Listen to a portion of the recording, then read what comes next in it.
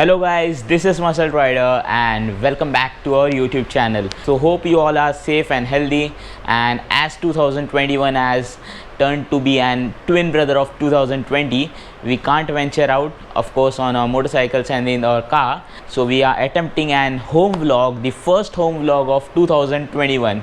So here we go. So our first topic of the home vlog is how to drive a manual car. So it is applicable for the bikes as well, less applicable to the bikes, more applicable to the cars, because we are covering the topic how to drive a manual car. So mostly it will cover the gears and transmission part. So let's start with the topic. So in short, let me tell you about my entry into the automobiles, how I started liking the automobiles and how I started developing an interest on the automobiles, etc. In short, as I'm a 90s kid, it's not necessary the 90s kid have affectionate towards the automobiles and cars and bikes, but as I'm a 90s kid, I grew up playing lots of video games about the cars, watching animes about the cars, watching car shows on different TV channels, on different YouTube channels. YouTube was not so famous back then, but I usually remember car videos on the TV channel. So I grew up with this, and even my friends, so we were always discussing about the cars when we were young. So then finally, and one of my friend, so we decided to learn a car. Basically we both had Alto at that time, so the exact same model, the BS3, I guess BS3 or BS4. Vignesh, if you are watching the video, please correct me in the comments. So we had the same model of the Alto at that time. So we decided, chalo yaar, car seekhne ka hai. Till now we are only playing the video games of the car, so let's now learn to drive the car. So we were about 18 and 19 years of age. We had just completed our 12th, I guess 12th or first year, I don't remember the exact date, 2012 or 2013. So we went to the driving car institute. Obviously you know how the driving car institutes in the India work. I don't want to say much things about that, but you know it better. We got the basic idea of steering, control and different things. So basically I will tell you, my dad taught me how to drive a car. First car I drove was the Alto from 2012, 2013 to 2019 till I got the 2019 Ford Figo diesel. So I was driving the petrol Alto, and then the 2019 Ford Figo currently, which we are driving it. You guys are watching it in the vlog. So that's the quick history of my driving the cars, and I was always affectionate towards the manual cars because I always used to think that automatic cars have very less driving engagement, very less driver engagement. It's like an Activa on the four wheels, it's like a scooter on the four wheels. Now I would like to take my few words back, as the automated cars have even developed well, like for example the DSG gearbox and these paddle shifters and stuff like that. This is making cars more engaging. We are coming back to the topic, so we are now going to cover how to drive an manual car, which means which has an H-type shifter and which has an clutch. So we are going to look how to drive a manual car. It can be both diesel and petrol, gas or oil. So let's start. First point to note while driving a manual car is use a dead pedal. So nowadays most of the cars have dead pedal. Dead pedal is basically a pedal. I'm not saying about the automatic cars. Automatic cars have dead pedal in the place of clutch. Manual cars have dead pedal in besides of the clutch. So basically you can rest your foot when you are not pressing the clutch, and while you want to shift gears, then you can lift your left foot and press the clutch, shift the gears, and then again rest your foot on the dead pedal.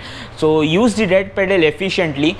So dead pedal is basically given for an ergonomic comfort, so you don't have to rest your foot down or anywhere else while you are driving.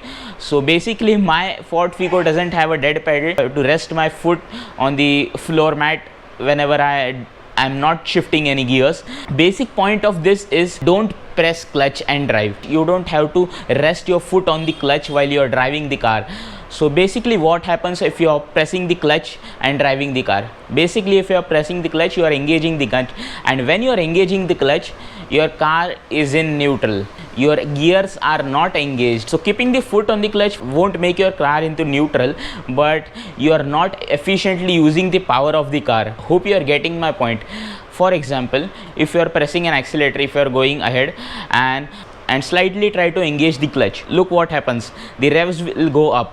Why the revs will go up? Because there is no more gear load on the engine, whether it be front wheel drive or the rear wheel drive or the all wheel drive. The connection of the tires and the engine is disconnected. And second thing what will happen is you will wear out the clutch plates very early. Use the clutch whenever it is necessary to shift gears. The clutch is given to shift the gears. The clutch will disengage the engine and your tires or your wheels, so you can put your car into the gear you want to, and then again release the clutch so that the gear is engaged, and again you start rolling. So this was the first point. So the second point is, when you are driving the car, most of them have a habit of driving like this. So one hand on the steering wheel and another hand on the gear lever. So don't do that. Use your both hands to hold the steering wheel, and don't keep your hand on the gear lever. So why? So if you observe, most of the old cars, when you are driving a car, the gear knob will move. Now the newer cars have shorter gear lever, stubbier gear lever, so they won't move very easily, and the gear lever is very tight and notchy. It won't move very easily. But the older cars, if you observe, while you're driving a car, the gear lever moves a little. Yeah, boy. You're resting your hand on the gear lever, so you are not allowing it to move freely. So that was our second point. So now we are going into third point. Third point is, do not flog the throttle when you are in the higher gears. For example, if I'm in the uphill, I'm driving at third or fourth gear and I'm supposed to be at second gear. If I'm driving at third gear and fourth gear, obviously the car won't move as fast as I want. So the most tendency is I will flog the throttle. While you're flogging the throttle, the car will start moving it, but it will put more load on your transmission because it's not the correct gear for your car. So simply shift down the gear, take your car into a correct power range, correct RPM range, and then you can put your foot down so that your car can move easily. You have to just put your car into a proper gear. You have to downshift well, be in your correct RPM range. And then again, it's very important for the turbo cars too, because if I try to flog my Ford Figo at around 1,500 RPM or below that, and if I flog, it's flat spot for me. The car won't move as I want, so I have to shift down, make it in the good RPM range where the turbo is pulling, and then it will fly like a rocket. So the main point here is you have to be in the correct gear and you have to not flog the throttle where you are in the higher gears. Shift down, be in the correct RPM range, and then you can use the accelerator very efficiently. So now the fourth point is not very practical to try it on our roads. It needs more practice. And the fourth point is, blip your throttle when you are downshifting. So why you need to blip the throttle when you are downshifting? Basically, when you are downshifting, you have to blip the throttle to match your RPM, so you don't get that jhatka wala feeling when you downshift. So basically, before downshifting, you have to blip the throttle, pressing the clutch, so that the RPM will actually go up. The engine is more ready to downshift, and then you can downshift so that it won't put more stress on your transmission and engine. So basically, that's the purpose of the downshift. But blipping the throttle takes much practice, and I still can't blip the throttle very efficiently on my car. If you want to practice it, find a good spot, find a good empty spot, drive with low speeds. But blipping the throttle is much fun, guys, much fun. If you can blip the throttle efficiently, you will want to shift gears again and again because it sounds so good. You will experience it if you try it once. That was the fourth point.